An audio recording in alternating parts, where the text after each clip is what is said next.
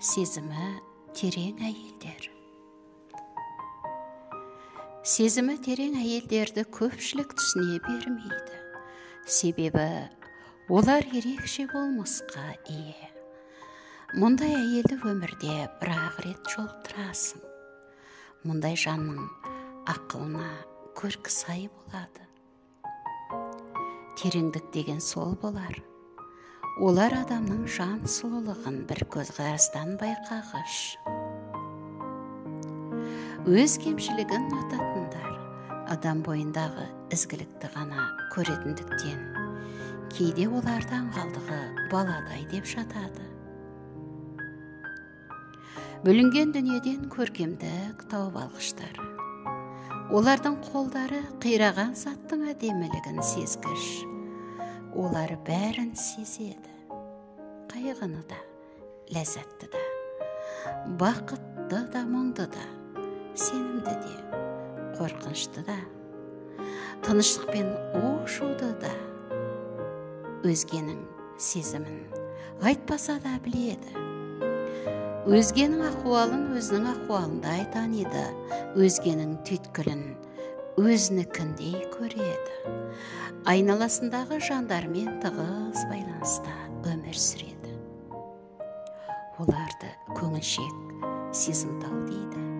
Сезімі терең әйелдер өмірді керемет сүйетіндер. Неге кіріссе де жан жүрегімен беріліп жасайды.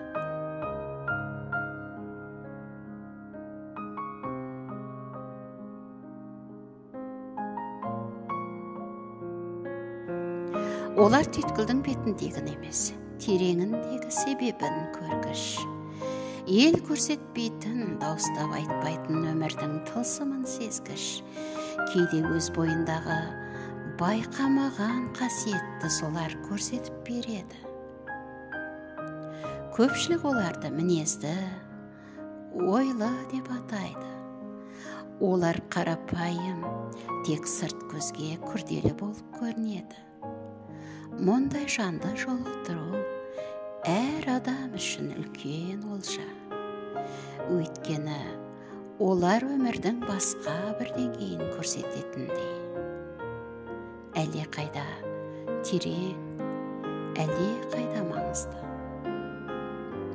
Мұндай жан өз-өзіңді құрметтеуді үйретеді.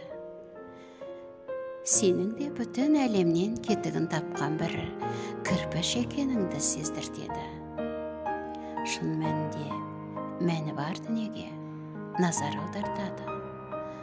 Бұл фәниде осындай сезімі терең әйелдер көптеу болғаны жақсы еді. Олар өмір жолын шексіз саяхатқа айналдырады. Оларды мереке деп қабылдау қажет. Олардың сезімінің тереңдігіне құрметпен қарап, мойындап отыру абзал. Қазіргі заманда осындай текті парасаттың сыбдырын естіп, үн қатқанымыз жөн. Сезімі терең әйелдер әйел затының нәзіктігі оянып жатқан дәуірде зор маңызға ие. Автор Анна Кирьянова, аударған Шынар Әбілда.